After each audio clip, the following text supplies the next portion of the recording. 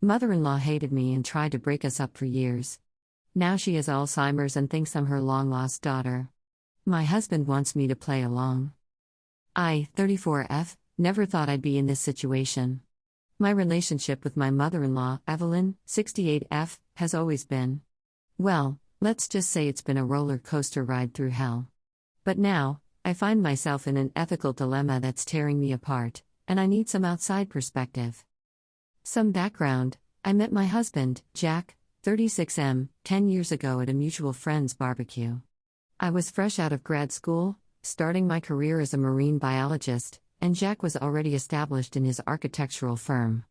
We bonded over our shared love of scuba diving and bad sci-fi movies. It was one of those instant connections you read about in romance novels but never quite believe in until it happens to you.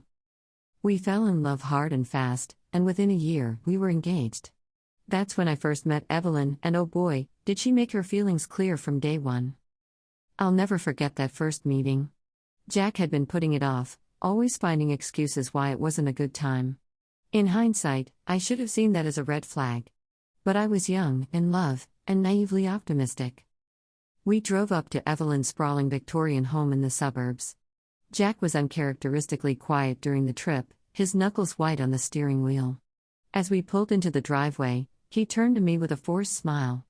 "Just be yourself," he said, but the worry in his eyes told a different story. Evelyn opened the door before we even had a chance to ring the bell. She was impeccably dressed in a tailored pantsuit, her silver hair coiffed to perfection. For a split second, I saw her eyes widen in what looked like disappointment, before her face settled into a polite mask. "So, this is the girl who's trying to steal my son away," she said, her voice dripping with disdain. I tried to laugh it off, thinking she was joking. She wasn't. The dinner that followed was excruciating. Evelyn peppered me with questions that felt more like an interrogation. Where did I grow up? A small town she'd never heard of. What did my parents do? Dad's a high school teacher, Mom's a nurse. What were my career prospects as a marine biologist? Limited, in her opinion. With each answer, her lips pursed tighter, her disapproval palpable. I tried to steer the conversation to lighter topics, but she always brought it back to my perceived shortcomings. The final straw came when she not so subtly suggested that Jack's ex-girlfriend, Sarah, had much better prospects. Now that was a girl with class, she said, looking me up and down. Pre-law at Yale. I always thought they'd end up together. Such a shame it didn't work out. I excused myself to the bathroom, where I spent a good 5 minutes trying not to cry and ruin my makeup. When I came back, I overheard Jack and Evelyn arguing in hushed tones in the kitchen. "Mom, that's enough," Jack was saying, his voice strained. "Emily is the woman I love. You need to accept that." "I'm just looking out for you, darling," Evelyn replied. "You could do so much better. What about children? Have you thought about that? Her career will never allow her to be a proper mother." I cleared my throat loudly before re-entering the dining room, pretending I hadn't heard a thing. The rest of the evening passed in a blur of tight smiles and stilted conversation. That night set the tone for the next few years of our relationship. Evelyn's tactics became more subtle, but no less hurtful. She'd accidentally forget to invite me to family gatherings, then act surprised when I showed up with Jack. "Oh, I didn't think you'd want to come to something so family-oriented," she'd say with a saccharine smile. "I know how devoted you are to your career." Every holiday became a minefield. One Thanksgiving, she seated me at the kids' table, claiming there wasn't enough room at the main table. Never mind that there were clearly empty seats. Another Christmas, she gave everyone thoughtful, personalized gifts, except me. I received a generic scarf with the price tag still attached. But the worst was when she tried to set Jack up with other women. She'd invite young, single ladies to dinner parties and seat them next to Jack, all while relegating me to the far end of the table. Once, she even hired a beautiful actress to pretend to be a long-lost childhood friend of Jack's, hoping to spark a romance. That particular scheme backfired spectacularly when the actress, feeling guilty, confessed everything to us. Through it all, Jack stood by me. He confronted his mother multiple times, but she'd always play the victim. "I'm just looking out for my son's happiness," she'd cry, dabbing at her eyes with a monogrammed handkerchief. Can't a mother want the best for her child? It put an enormous strain on our relationship. There were times I considered walking away, not because I didn't love Jack, but because I couldn't bear the thought of a lifetime of this toxicity. I remember one particularly bad fight after a disastrous family reunion. Evelyn had spent the entire weekend making snide comments about my appearance, my job, and my inability to give her grandchildren. We'd been trying for a year with no success, a fact she'd somehow found out. When we got home, I broke down. "I can't do this anymore, Jack," I sobbed. "I love you, but I can't spend the rest of my life being treated like this. It's killing me." Jack was devastated. He promised he'd do better, that he'd stand up to his mother more forcefully. But I could see the toll it was taking on him too, being constantly torn between his wife and his mother. We ended up in couples therapy, learning how to set boundaries and present a united front. Our therapist, Dr. Rodriguez, was a godsend. She helped us develop strategies for dealing with Evelyn's behavior and taught us how to communicate better with each other. We limited our visits, always presented a united front, and Jack made it clear that any disrespect towards me would result in us leaving immediately. It wasn't perfect, but it was manageable. Slowly, things got better. We focused on our own lives, our careers flourished, and after years of trying, I finally got pregnant. The day we found out, Jack cried tears of joy. For the first time in years, I felt like we were truly happy. Then, about 6 months into my pregnancy, everything changed. Jack called me at work, his voice shaking. "Mom's in the hospital," he said. "They think she had a stroke." Despite our history, I rushed to the hospital. My maternal instincts were in overdrive, and even though Evelyn had never shown me an ounce of kindness, I couldn't bear the thought of Jack losing his mother when we were about to become parents ourselves. Evelyn had indeed suffered a stroke, but as the doctors ran tests, they discovered something else. She was in the early stages of Alzheimer's disease. The next few months were a whirlwind of doctor's appointments, care plans, and difficult decisions. Jack is an only child, and with Evelyn divorced, the responsibility fell entirely on us. We decided to move her into a memory care facility near our home, where she could receive 24/7 professional care while still being close enough for frequent visits. It was a challenging time. I was in my 3rd trimester, uncomfortable and emotional, trying to balance my own health with supporting Jack as he grappled with his mother's diagnosis. Evelyn, for her part, was furious about being moved to a care facility. She accused Jack of abandoning her, of choosing me over her. It broke my heart to see Jack torn apart by guilt, even though we both knew this was the best option for her care. At first, Evelyn's condition progressed slowly. She'd forget small things, where she put her glasses, what day it was, the name of her favorite TV show. But she still recognized us, still remembered her animosity towards me. Our son, Oliver, was born a month after Evelyn moved into the care facility. Despite my fears, becoming a grandmother seemed to soften Evelyn somewhat. She doted on Oliver during our visits, though she still largely ignored me. It wasn't ideal, but it was an improvement. Then, about 6 months after Oliver's birth, something strange happened. We were visiting Evelyn in the care facility. I was sitting quietly in the corner, letting Jack have some one-on-one time with his mom while I nursed Oliver, when suddenly she looked at me with wide eyes. "Sarah?" she said, her voice trembling. "Sarah, sweetheart, is that you?" I froze, looking at Jack in confusion. He seemed equally baffled. "Mom," he said gently, "that's not Sarah. That's Emily, my wife. Remember? And that's Oliver, your grandson." But Evelyn's eyes were filled with tears as she gazed at me. "Oh, Sarah," she whispered. "My beautiful girl. I've missed you so much. And you've brought my grandbaby to see me." And then she did something she had never done before. She held out her arms to me and Oliver. Unsure what to do, I looked at Jack. He nodded slightly, so I went to Evelyn and let her embrace us. She held us tight, stroking Oliver's head and my hair, murmuring, "My sweet girl, my darling daughter. I'm so sorry I lost you. But you're here now, with my beautiful grandbaby." When we left that day, Jack and I were both shaken. We talked to Evelyn's doctors, who explained that it's not uncommon for Alzheimer's patients to misidentify people or blend memories together. They advised us to avoid contradicting her too harshly, as it could cause distress and potentially worsen her condition. Since then, Every time we visited, Evelyn has greeted me as Sarah, her long-lost daughter. The change in her behavior towards me has been staggering. Where once there were only cold glares and cutting remarks, now there are warm smiles and loving words. She holds my hand, asks about my day, and tells me how proud she is of the woman I've become. She's equally doting with Oliver, always excited to see her great-grandbaby. In her mind, if I'm Sarah, Oliver must be her great-grandchild. She tells him stories about Jack as a baby, sings him old lullabies, and seems genuinely happy in these moments. I'd be lying if I said it didn't feel nice. After years of animosity, to be on the receiving end of Evelyn's maternal affection is both strange and oddly comforting. But it also feels wrong, like I'm deceiving her in her most vulnerable state.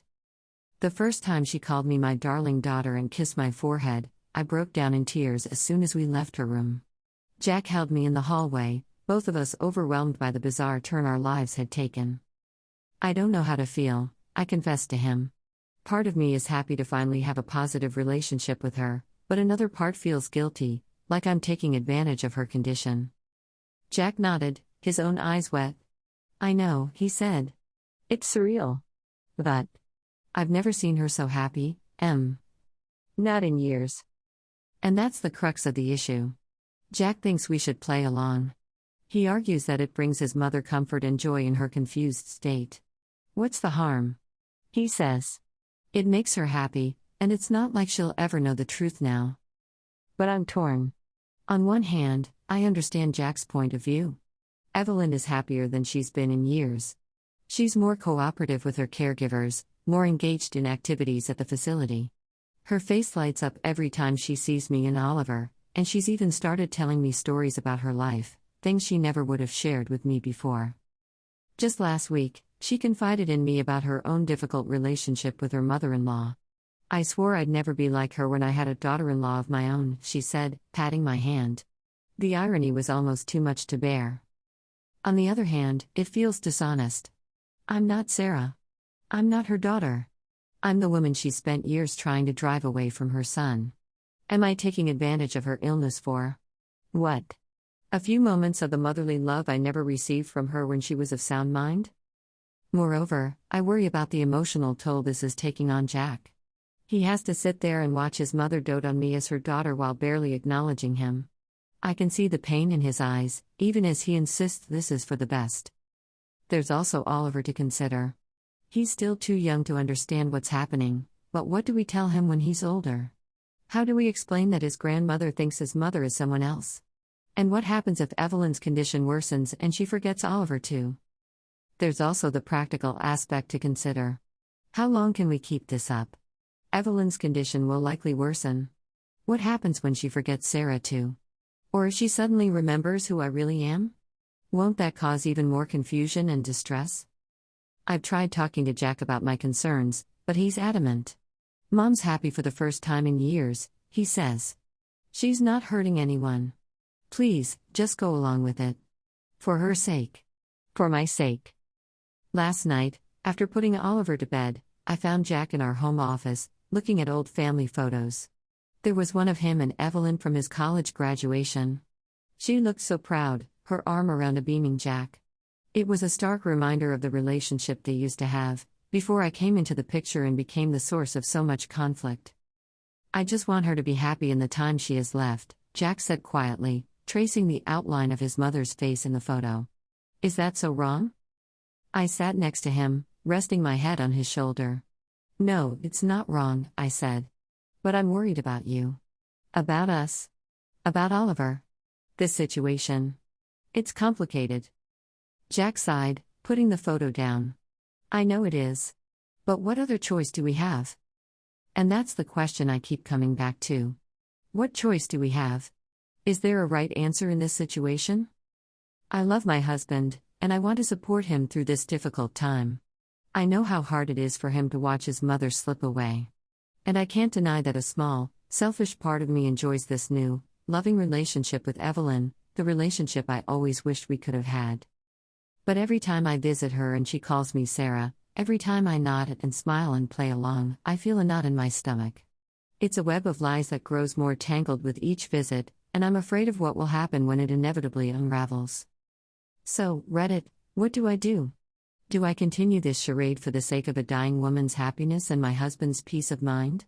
Or do I put an end to it now, potentially causing distress to Evelyn but clearing my conscience? Am I the asshole if I refuse to play along anymore? Or would I be the asshole if I continue this deception?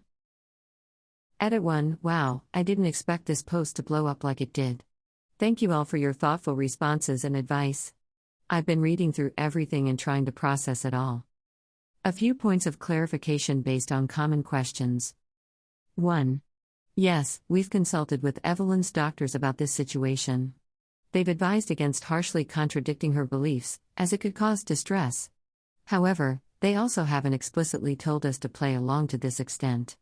They've suggested gentle redirection when possible, but acknowledge that sometimes going along with the patient's reality can be less harmful than constantly correcting them.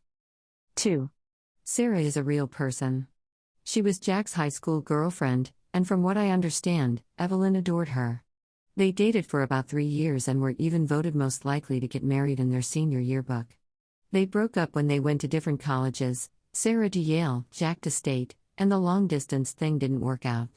As far as we know, Sarah is married with kids of her own now. We haven't had any contact with her in years. 3.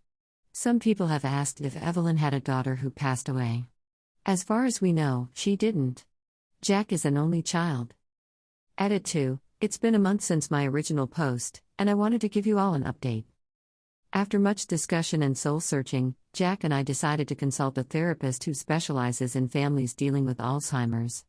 She suggested a middle ground approach, not explicitly contradicting Evelyn, but also not fully playing into the Sarah role. Instead, we're focusing on building a positive relationship in the present moment. When Evelyn calls me Sarah, I respond to the sentiment behind her words rather than the name itself. If she says, "Sarah, I'm so glad you're here," I'll say something like, "I'm happy to be here with you too, Evelyn." We've also started bringing photo albums to our visits. When Evelyn talks about past events with Sarah, we gently guide her attention to real memories captured in the photos. It doesn't always work, but sometimes it helps ground her in reality without causing distress. Jack has been amazing through all of this.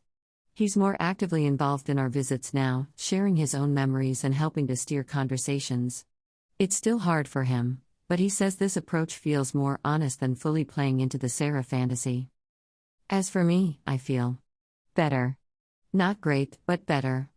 There's still unease when Evelyn calls me Sarah, but I no longer feel like I'm actively deceiving her. I'm just trying to be present with her, to offer comfort and companionship without losing myself in a false identity. We know this is a temporary solution. Evelyn's condition will progress, and we'll face new challenges. But for now, this approach is allowing us to build positive moments with her while maintaining our integrity. Thank you all again for your advice and support. It really helped us find a way forward in this difficult situation. Final update, 6 months later. Evelyn passed away peacefully in her sleep last week. The past few months were challenging. Her condition deteriorated rapidly, with more bad days than good. In her final weeks, she became less verbal, but seemed to find comfort in our presence. The night before she passed, we had a moment I'll never forget. She looked at me, squeezed my hand, and said, "Emily, thank you for loving my son." It was brief, but in that moment, I felt truly seen and accepted by her. Jack and I are grieving, but also relieved she's no longer suffering. We're focusing on celebrating her life and the good memories, even if they were sometimes few and far between. This experience has changed me profoundly. It's taught me about the complexities of love, the power of compassion, and the importance of finding grace in impossible situations. Thank you all for being a part of this journey with us.